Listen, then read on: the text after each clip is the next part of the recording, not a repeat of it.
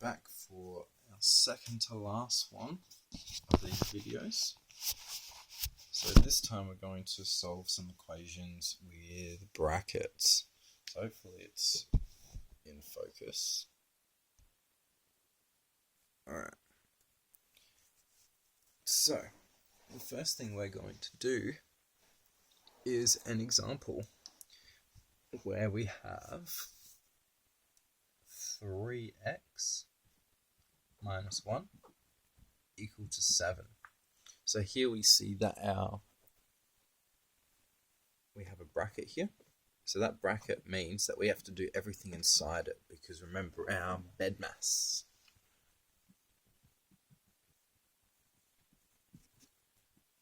Alright, so this was our brackets, exponentials, division, multiplication, addition, and subtraction. So the very first thing we have to do is our brackets. Now, one of the good things that we have is we can do an expansion. So we call this expanding the brackets, and basically what that means is the number out the front you have to multiply by everything inside it. So we've got 3 times by x, and we do 3 times by our negative 1. So what this looks like is we have 3 times by x, which is 3x. And if we have 3 times by negative 1, that's going to be negative 3. And then once we've expanded that, we make that equal to 7, like it was before. So now it's just turned into one of our other equations that we know how to solve. So we out of a minus 3, our opposite to that is a plus 3 on both sides. So now we have 3x is equal to 7 plus 3. So 3x is equal to 10. Now the opposite of 3 times by x is divide. So we're going to divide by 3 and divide by 3. So that means our x is equal to 10 divided by 3. Now we ask ourselves, is this the nicest version of that number? It doesn't really matter as long as you can't simplify it anymore. Now we can't divide 10 by 3, and 3 is a prime number, so this is as, I guess, a nicer number as we could possibly get, unless we want a decimal. Right, so you could put this in as a decimal. This is also equal to 3 1/3,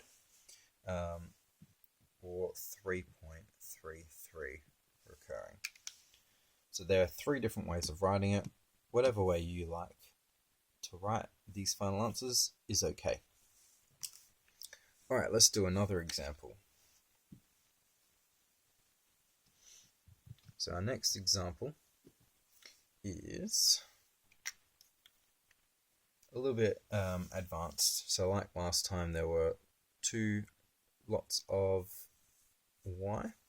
So that means we have 2y plus 4 lots of y plus 2, and that's equal to 14. Alright, so I'll put a little bit of a circle around BEDMAS so we don't get confused by the question. So the very first thing that BEDMAS tells us to do is to expand our brackets. So last time we said we have to multiply this number out the front of the brackets. So we got 4 times by y, and we also have to do 4 times by 2. So let's put all that together. We have 2y, because that hasn't changed. Then we've got plus 4y. And then we've got 4 times by 2, so that is 8. And that's equal to 14. So now we have a few different possible ways we could to solve this. What I'm going to do, and it doesn't matter what order you do this in now, but I'm going to move our plus 8 first. So I'm going to go minus 8 on both sides. So the opposite of plus 8 is minus 8. So that means overall I have 2y plus 4y is equal to 14 minus 8. and that means I have 2y plus 4y is equal to, so 14 minus 8 is going to be 6. So then the last thing we have to do is on this side, what's 2 plus 4? So 2 lots of y plus 4 lots of y. That means overall we have 6 lots of y, and that's equal to 6. So the opposite of 6 times by y is divided by 6, divided by 6. And that means that overall we have y is equal to 6 divided by 6, and 6 divided by 6 is just 1. Alright, I'm just going to do one more expansion of brackets of something a tiny bit different, just so you can see what it looks like. So hopefully this is all making some sense so far. Alright, so the last one I'm going to do is I'm going to go 3 lots of 2d plus 1